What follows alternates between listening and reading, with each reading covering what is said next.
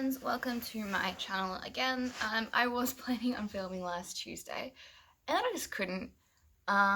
Jack wouldn't stop crying.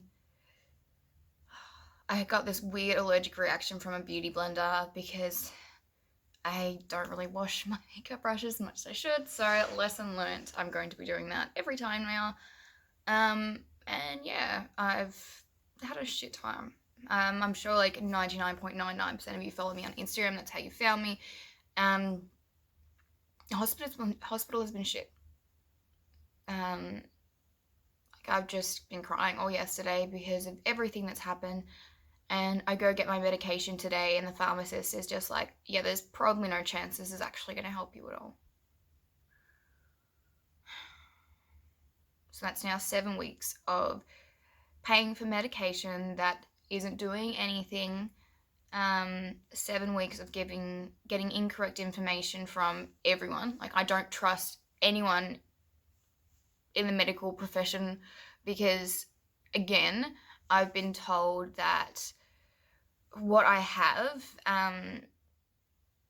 what I'm getting isn't right for it. So, yeah.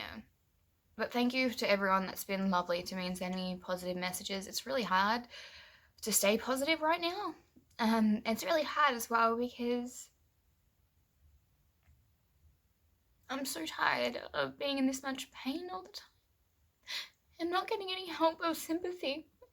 And the thing that pissed me off when I went to the hospital yesterday was that the doctor said, "Oh, it's good to see you." I should never have to see you once I leave hospital. That's it. You should see me one time and then you go on your merry way. You shouldn't have to see me again. Like, it was so insulting for her to say that to me. And my partner, beautiful partner, came home yesterday early from work because I was so depressed.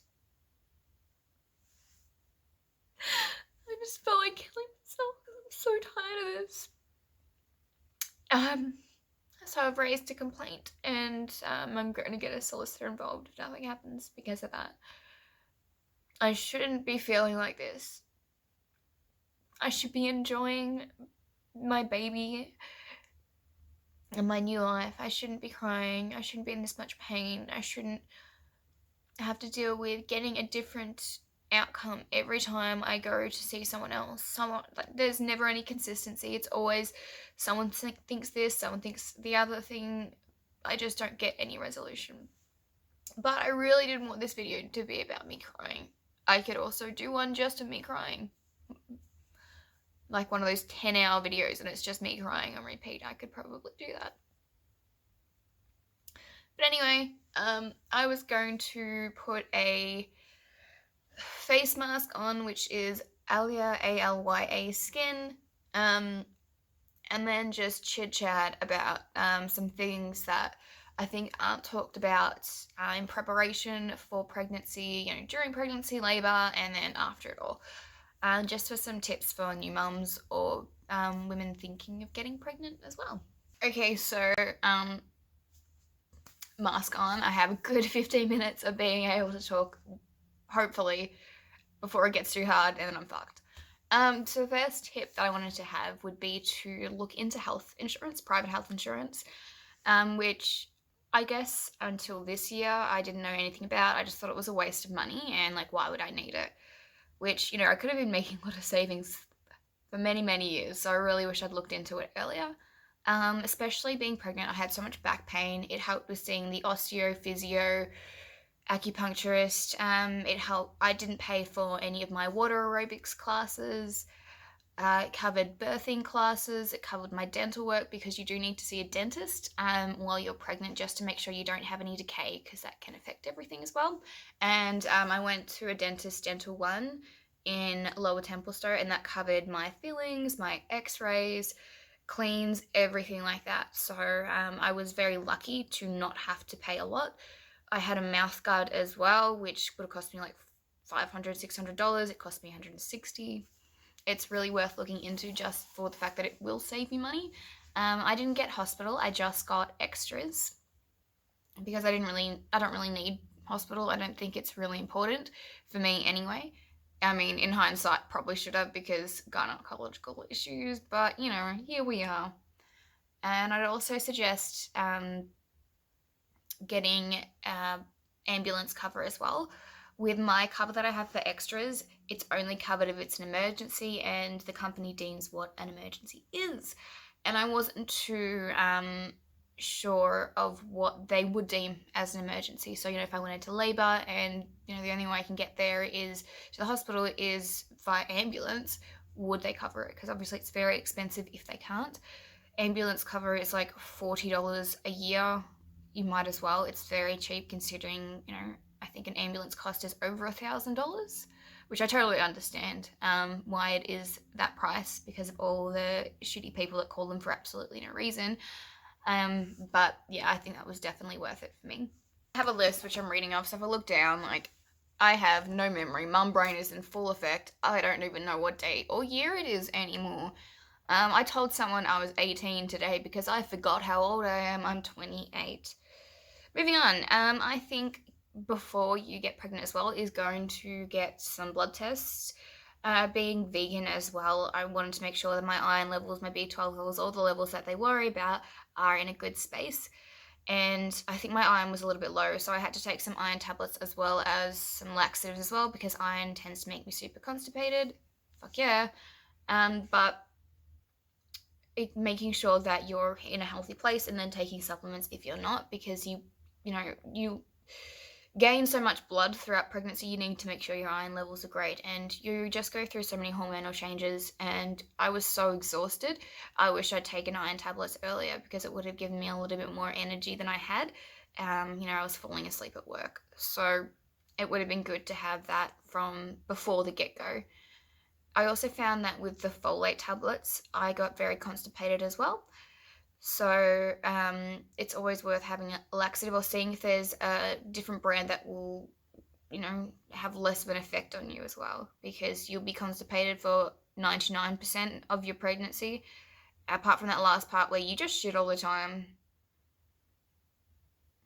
Pregnancy is really beautiful, which I'm not going to be one of those people that are like, I exercised all throughout my pregnancy. I didn't. I really like walking. I used to walk to the station, and it got too hard for me very early on.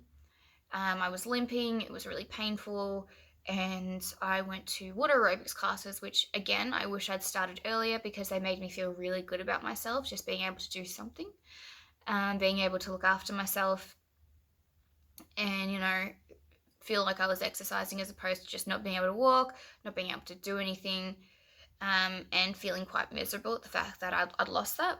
I definitely know that there are some influencers and trainers that continue doing a lot of workouts throughout their pregnancy, but there's also a point where you need to realize you're not them. And it can be hard to maintain the same amount of exercise you did before you were pregnant.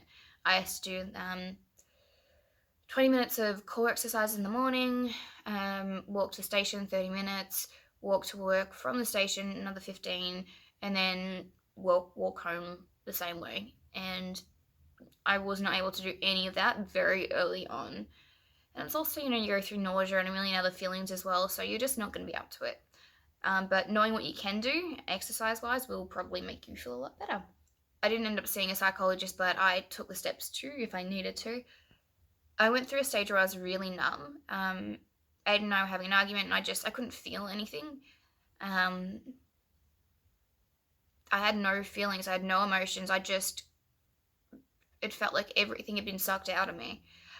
And every time we'd fight or every time there was a bad moment, that feeling came over me of nothing. And it was shocking. And I went to a doctor who said it was probably hormonal at that point, but I felt really suicidal. So I wanted to see a psychologist. I was going to book in, and then the feeling stopped, which was really weird. It just stopped as soon as it started. I just felt normal again. I felt like I could feel happy again and sad and emotions that I hadn't felt in a while.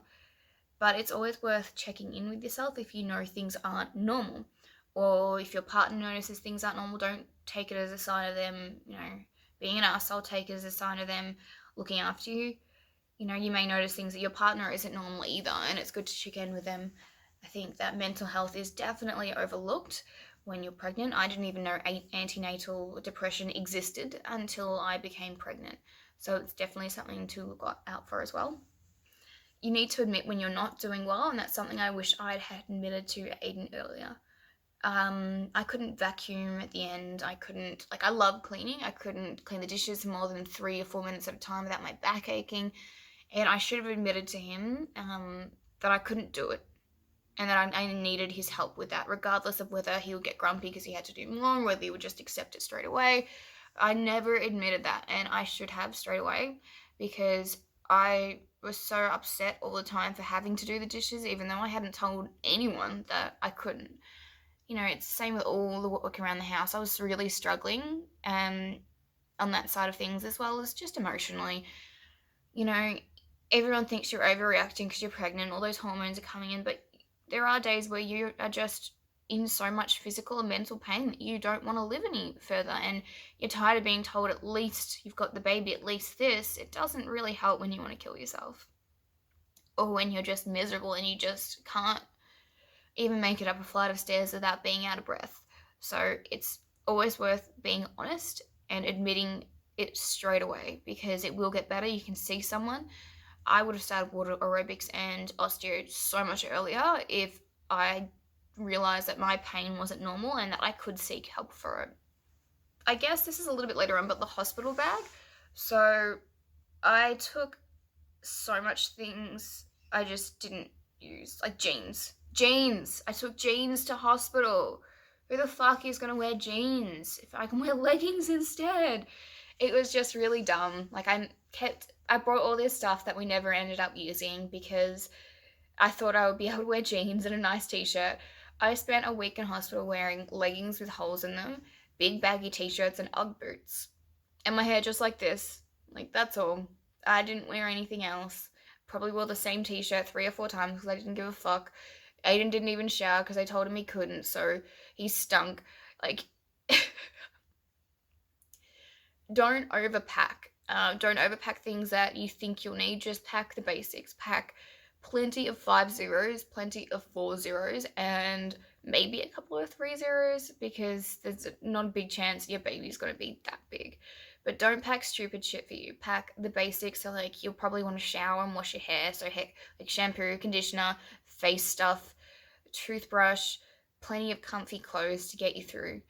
My stay was obviously a lot longer than it should be. It should only been a couple of days, but still pack like for a week, because then you won't need to leave and get more clothes, which we had to do because we didn't know we'd be in there for that long. You know, given the extent of what's happened to me, I now don't trust one opinion or even 2 opinions. So it's all, like, always worth, if you see a doctor and they say something, go to a different doctor as well. Even, you know, I wouldn't suggest anymore going to one of those clinics. I would suggest paying for a private doctor, because they give a shit more. You're not just a number to them. They don't have 10 minutes with you. They can take that extra time as well. So I would definitely suggest getting a second or third opinion if you just don't accept what the first doctor is saying, because they may be wrong. They're not perfect all the time. I guess weight gain, which you can talk about at any point. Like, you think you're going to be fine because you're having a baby. Like, majority of the weight is because of them. You will lose it very quickly. Meh, meh, meh, meh, meh. You don't, though.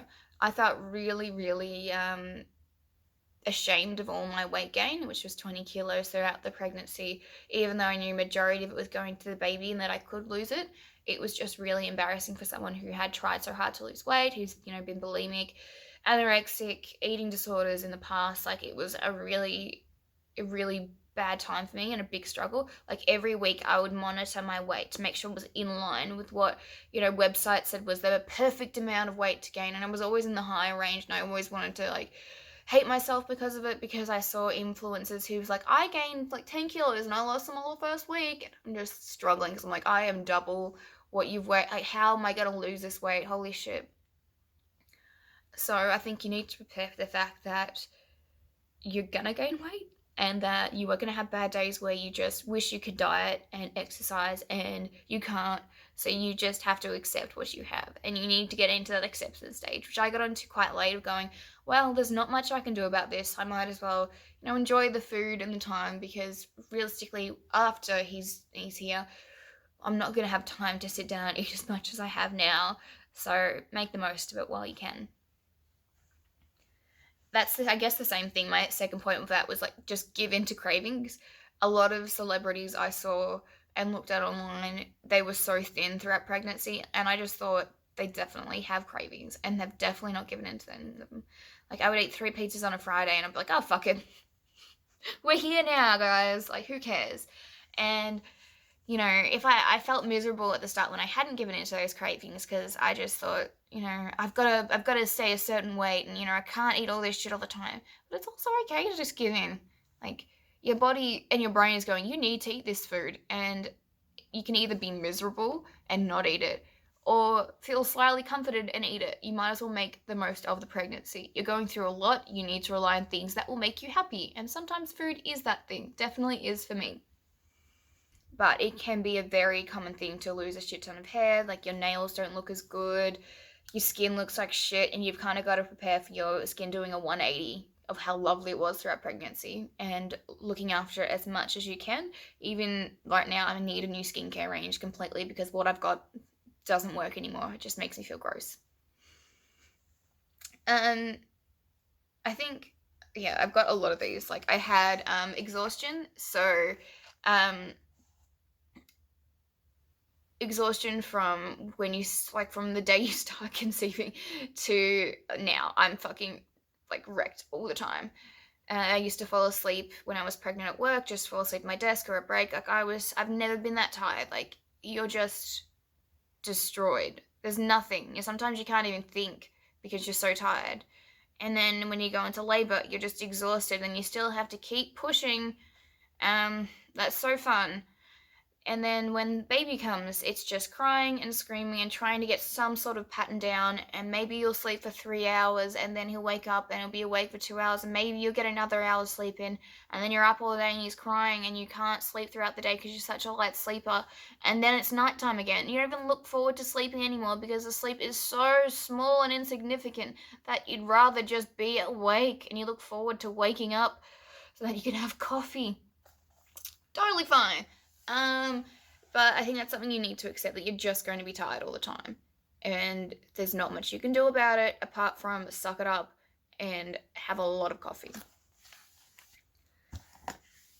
I think also throughout my pregnancy, I compared myself to Aiden a lot, and I was really resentful of what he got to still do and I couldn't. Like, I really wanted to have a drink and go out with friends and have a cigarette and, you know, do all that stuff that I had before. Like, just go out after 8 and not want to fall asleep. I couldn't do any of that. So I became really resentful of Aiden being able to do all the stuff I wanted to do, even though it's, you know, it's not his fault, and he doesn't have to stop all that stuff because I have to. And I'm sure he felt guilty because I couldn't do what he wanted to do, and I'm sure there were times he wanted to go out and just have fun with me, but he couldn't, and we couldn't do that. We had to make, you know, non-alcoholic, fun, friendly events with just shit. But, you know, I kind of got to the point where I thought there's no point in resenting him. You know, if he was going through this, he wouldn't expect me to give up everything just because I had to.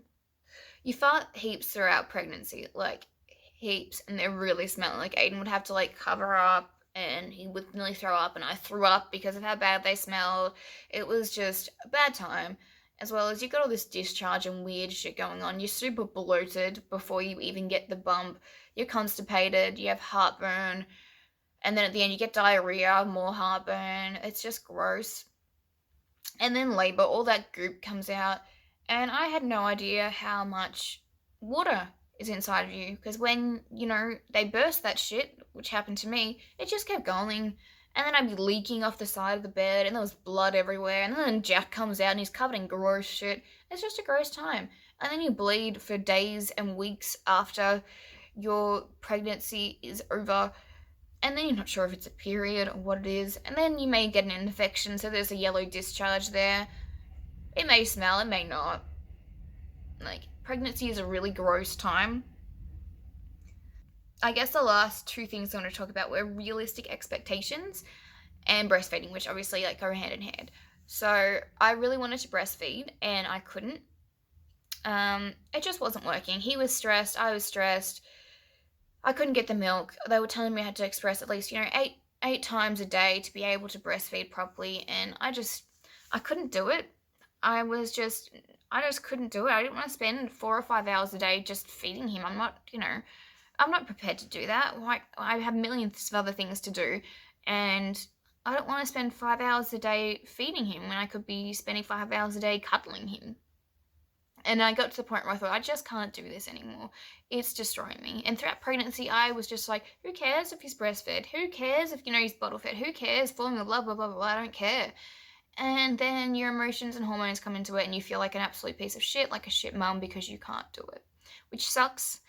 And I know I can't say anything to any new mum, because whatever anyone else says, it doesn't matter, because you still feel the way you do.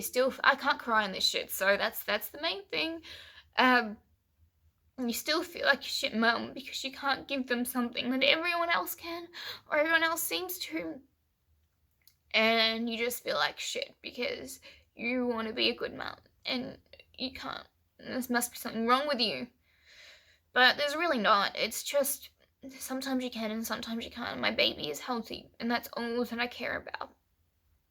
No matter how much it upsets me that I can't and then I couldn't. Again, that's that realistic expectations, and this includes sex. I thought I would be having sex and doing the good fuck last week before. No. I pretty much could this weekend. But who knows? It may just be as painful. I don't know what it's going to be like. But it's also realistic expectations of what you think pregnancy is going to be like. It's not as amazing as everyone fucking says it is. It's painful. It hurts. You want to kill yourself. You wish you'd never had the baby because you're in that much pain all the time. Even after pregnancy is done and you've had the baby, you still wish that you didn't have the baby because then you'd be better.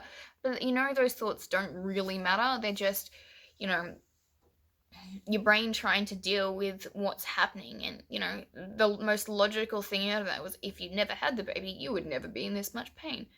But, that's a 1% of my day, with the 99% being, God, he's so beautiful. But I think it's just, setting some goals for yourself, as well as realizing that nothing online is as perfect as it seems. The books won't tell you all the bad things. They won't tell you all the bad thoughts, because you can't think those things. Who would think those things about their child? And it's very common for a majority of women to feel like this after birth. It's very common for women to feel like this throughout pregnancy, and also feel like guilt because they know there are women that can't get pregnant, so they shouldn't be feeling this way. I guess those are my tips and my little rants to just get you into that zone that not everything is a fairy tale with pregnancy. There are some really great moments, but not everything is as said in the books, as said by midwives, as said by your friends. You're going to have your own experience, and you're going to, make the best of what you have. That was a lot longer than I thought it would be. I'm struggling to talk because of the mask now, so I'm going to wash this off. Fuck. Thank you for watching, guys. I will definitely talk about what has happened to me, pain-wise, after my complaint is resolved, because I don't want anything to talk about it right now. But thank you again for watching. Please like this video and subscribe if you want to see more.